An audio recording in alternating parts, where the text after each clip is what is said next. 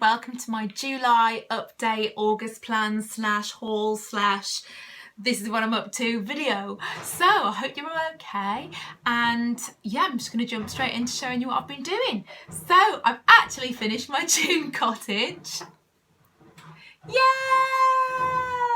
it's so beautiful.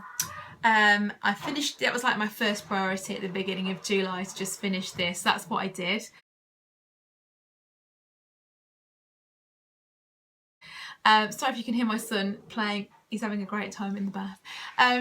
So one thing I was going to mention about this is that I had to use quite a lot of variegated threads. I did like opt for the specialist thread, so you can see throughout the word June there's some lovely variation, sort of gets a bit more faded towards the bottom of this J, and it gets a bit like darker. Do you know what I'm talking about? Yeah. So the one thing you have to remember when using variegated threads is that because the thread changes colour, you have to use two threads lined. You can't use a loop start, so you have to align two threads, and you have to do it a waist not start, and it's a bit more time consuming and it annoys me. So I have been like quite careful to do that so I get the benefit of the variegated threads. I had it in some of the other cottages as well, but it is a little bit annoying. It just slows you down a little bit, but I enjoyed stitching June, and there was quite a lot of the French knots in this on the strawberry seeds, and it's hard to get them, I found, on this placed so that it looks pleasing to the eye. I don't know what other people have found, but yeah, so I finished that one off.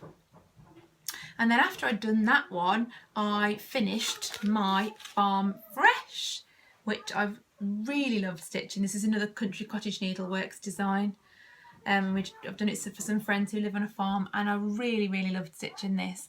I made a flipogram of my progress, took loads of progress pictures, and I made a flipogram of that, and I'll pop that on now so you can see.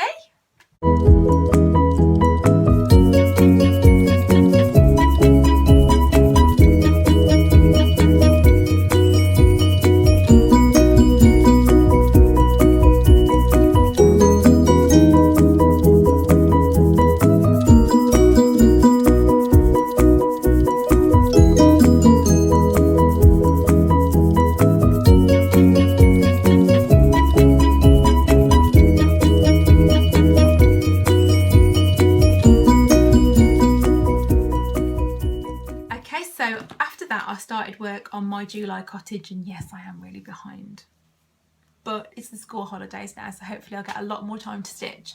This is as far as I've got so far, and as you can see, today I tried to get this done before I filmed for you. I adapted the flag from the American flag, the stars and stripes, to this Union Jack. This is sort of my adaptation of it. I think I'm happy with it. I think it's okay. I think it's quite believable.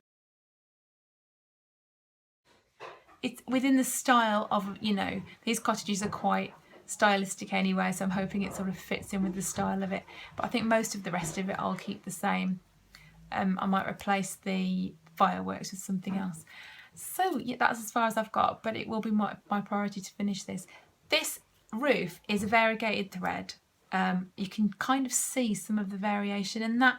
I actually did loop start this. I didn't keep it aligned. So that shows that if you do a loop start on variegated thread, sometimes the colour variation will come through. This Betty Bluebell blue here is a variegated thread, but I didn't feel there was enough variation in it to merit doing waist knot starts, so I just went with doing loop starts, which is so much nicer to work with, and it went on a lot faster that way, and I think it looks good, so I'm happy with that. I'm going to finish that off as the first job I do in August, and I've got this little bad boy as well, of course, the August cottage, which looks lovely. It's got some cute little waves on it, which I really love. Beautiful. So I'm looking forward to doing that. If you follow me on Instagram, you may have seen that I made a card for my granddad for his birthday. It was very rough around the edges. It was hugely imperfect, and I just made it up as I went along. But he appreciated it, and he's just one of the most lovely people on the face of the earth, so I wanted to do something special for him. I did it in a day. Well, I say a day, a little bit of time in the morning and a little bit of time at the end. I went to a theme park for most of the day. So my granddad really loved it though, so I was glad that I did that. So thank you if you very kindly clicked like on it on Instagram. I know it was a little bit imperfect, but there you go.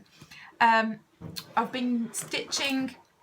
I went on a couple of trips with school, so I took my stitching with me and I took it in this sort of old makeup bag, and I've really enjoyed sort of taking this kit out with me so that I'm not caught in a situation where I've got nothing to do and nothing to stitch.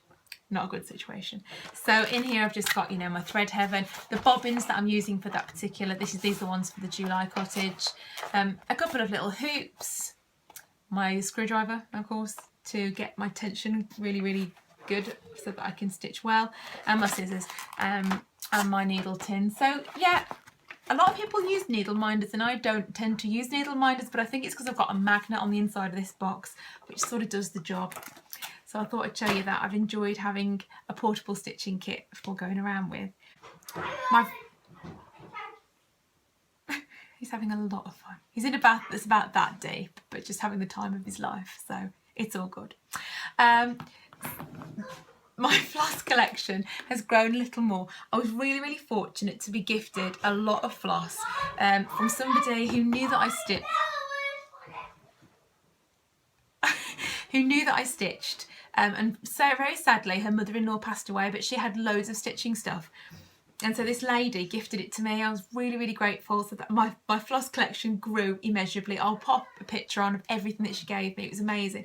I've got DMC flosses, hoops, pieces of Ada. So it was, and then, like, having these random pieces of Ada in different colours is great for, like, you know, making cards and things like that. So I'll pop a picture on to show you.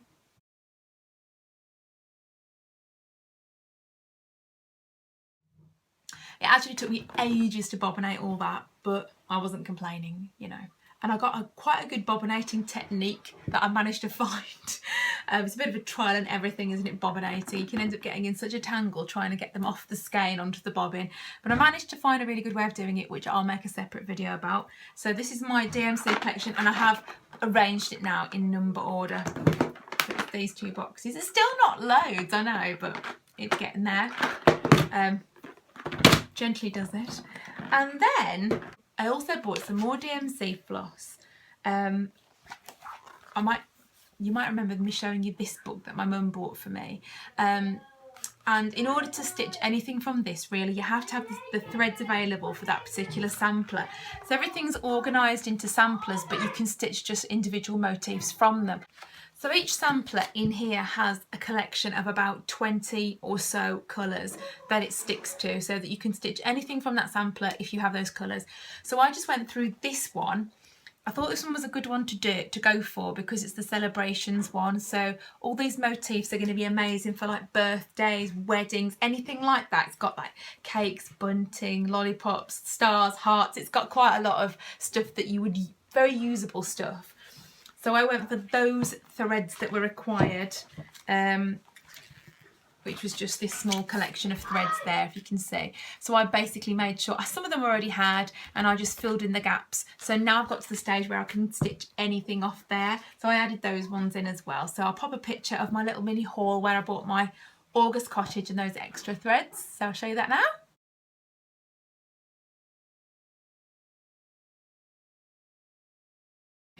It's not cross stitch, but I thought I'd show you this anyway because I know you guys are probably going to be interested anyway. I've bought this kit, which is to make this gorgeous little pony. I'm in the WI, so we sometimes have competitions, and our latest competition is to make a soft toy. So I'm going to make this for the competition, and I've got a beautiful little girl who's our friend who I made the sampler for, and I'm going to do this. I have this for her birthday in November, so I've got a nice gift to give her and a competition entry. So I've never done anything like this before, so I'm hoping I'll really enjoy it. I've got a bit of time in the holiday and it comes with everything you need to make it, so that looks quite fun. So I'll let you know how I get on with that as well.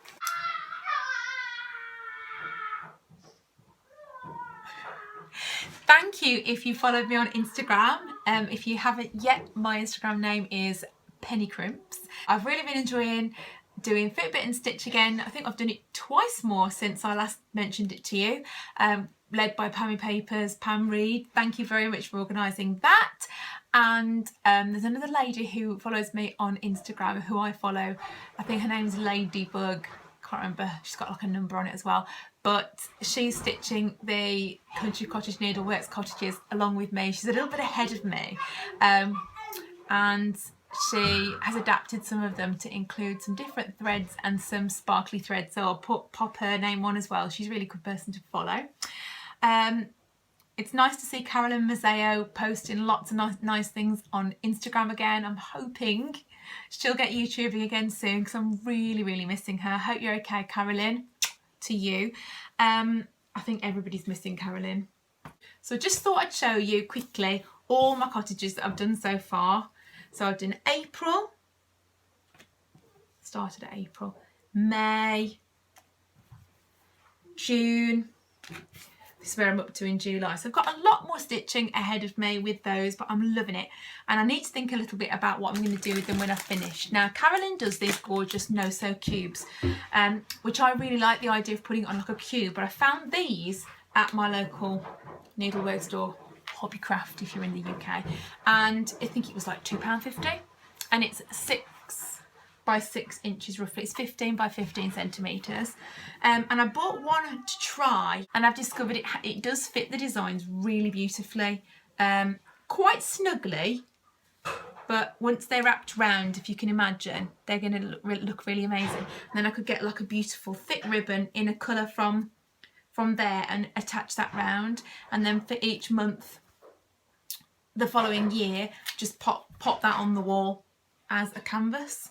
So I have like a hook in my house and then I just keep changing the canvas that it is. So I thought that'd be quite a cool idea. So I'll perhaps play around with one of them and let you know how that goes. They'd need, if you've got any tips for me about how to do this, please let me know, because I don't really want to wash them because I know some of the colours aren't colour fast. But I don't know if I'd need to stretch them. They all need a good iron. So while I was in Hobbycraft, I also picked up this gorgeous little thing.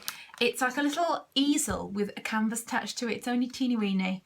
And it was really cheap. It was like £2. But I just thought it'd be so cool to have a cross stitch framed sort of mounted onto that. And it could be like anything. You could make a great gift for somebody with it, or just something for your own house. So I think I might do something for my bedside table. I haven't got any cross stitching in my bedroom, so I just got that from Hobbycraft. So I'll put a link to that on for you as well.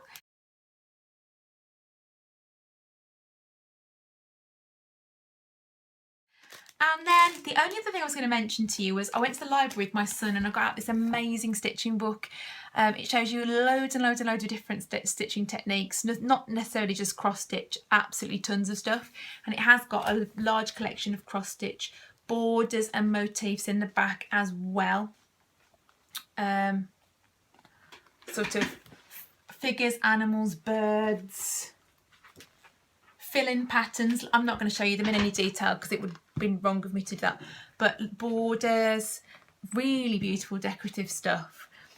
And then it'll show you like drawn thread type stuff. So loads of beautiful embroidery techniques. Let's just put it this way, if you enjoy cross stitch, you would enjoy this sort of thing. Got this gorgeous like trellis piece.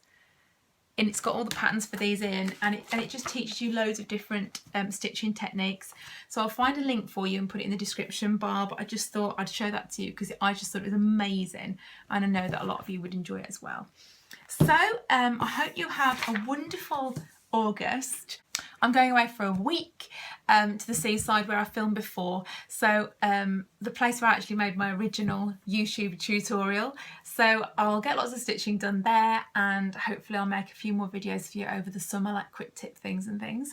My plan is just to finish my July and August cottages, try and work some more on my lakeside village, and I want to get my farm fresh design framed as well. So that's it really. I feel like I've shown you quite a lot today, which is quite good. And I hope you have a wonderful August. Happy stitching, everyone. Bye.